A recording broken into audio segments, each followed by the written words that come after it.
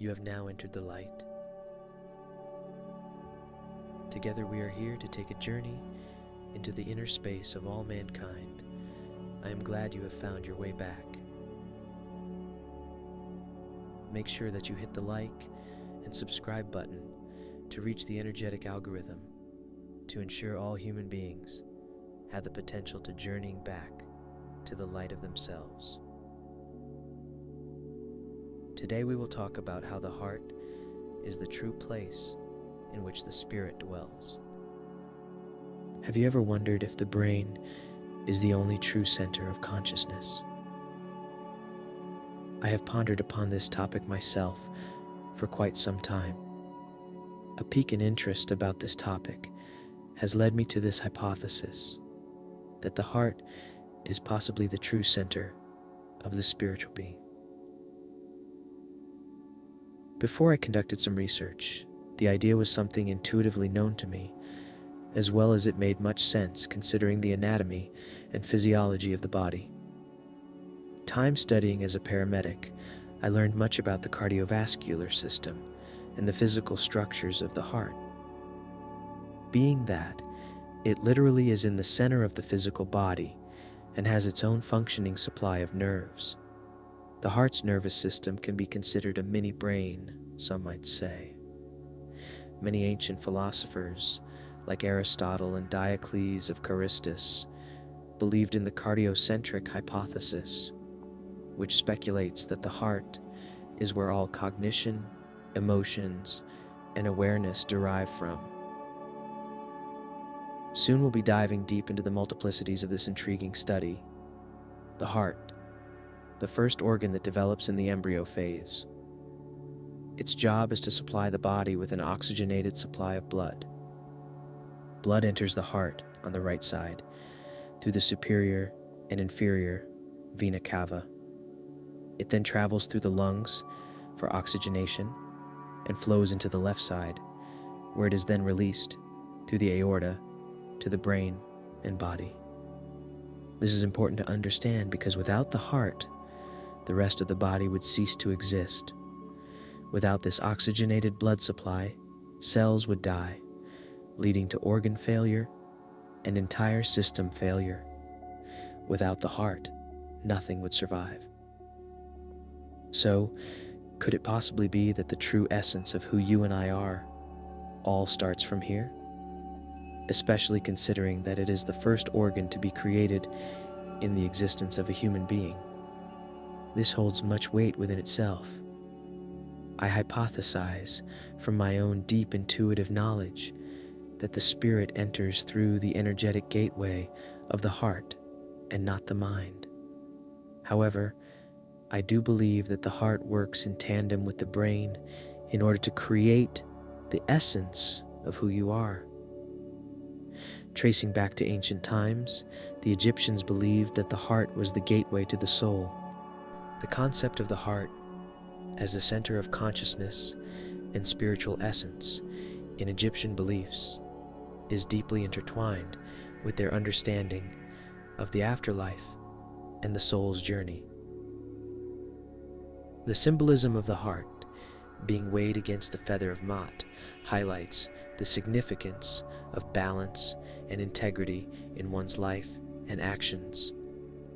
The influence of Egyptian civilization on Greek culture is also noteworthy. Many Greek scholars and philosophers, including Plato, Pythagoras, Thales, and Hippocrates, traveled to Egypt to study various disciplines, absorbing knowledge and wisdom from the ancient civilization. This exchange of ideas and teachings between Egypt and Greece contributed significantly to the development of Greek philosophy, medicine, and other fields. Aristotle, one of the most prominent Greek philosophers, recognized the brain's role in cognition, emotions, and movement, while the Egyptians focused on the heart as the center of consciousness. The Aztec belief in sacrifices, particularly the act of removing the heart from the body and raising it to the sun, reflects their spiritual views on the importance of such rituals for the continuation of life on earth. This practice was deeply rooted in their cultural and religious beliefs, symbolizing a connection between life, death, and the divine.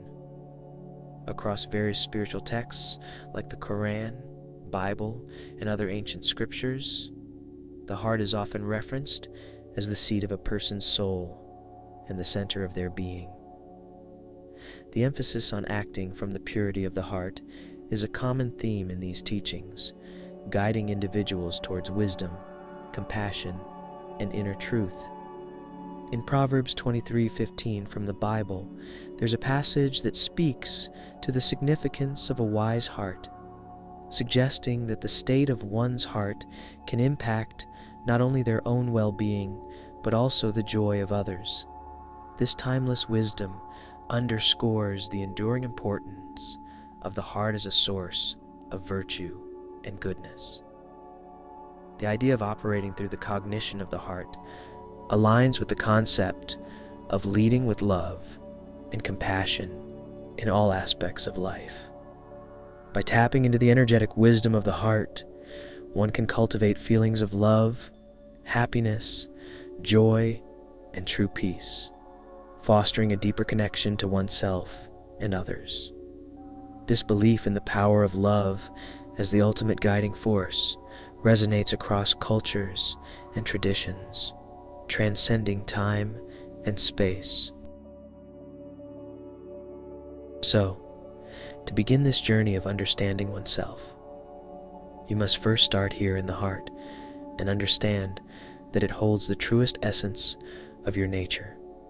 Follow your heart is a saying, said by some, but holds true value because they are saying, follow your soul. Follow what you love. Some of you listening now may have gone through a lot in your time living here on earth, much of which has closed your heart off and forced you to live within the restraints of your mind. One who has shut down the heart has shut down the access to the soul. Many walk around unknowing of this understanding. The intellectual brain has its purpose, but should only be used in needed moments. The mind is untrustworthy because it is ever-changing and never completely stays the same with age, while the heart remains. Those who are ruled by the mind find themselves living in the past or future, unable to release themselves from stress and anxiety. Has your mind taken full control over who you are? You see, the mind in the cultivation of the human form of you consists of a persona, the version of you that you believe that you are, but not the natural self. We create a character that we will show to the world in order to protect the real self that lives in the heart. We block ourselves off to authentic connections because we are afraid of heartbreak.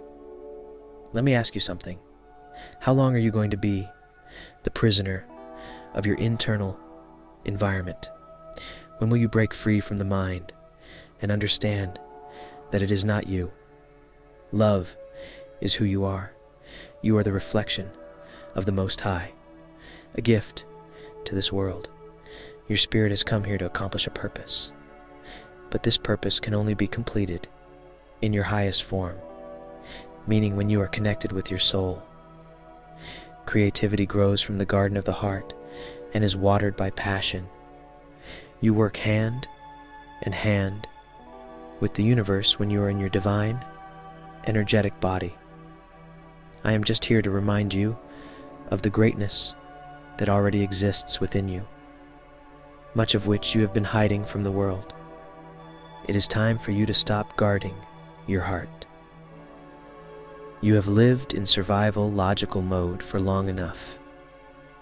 This is a message from the cosmos, a sign that it is time to raise the vibration that is you, so that you may take one step closer towards stepping into your divine purpose. May you continue on into your journey back to the light. I hope to see you next time.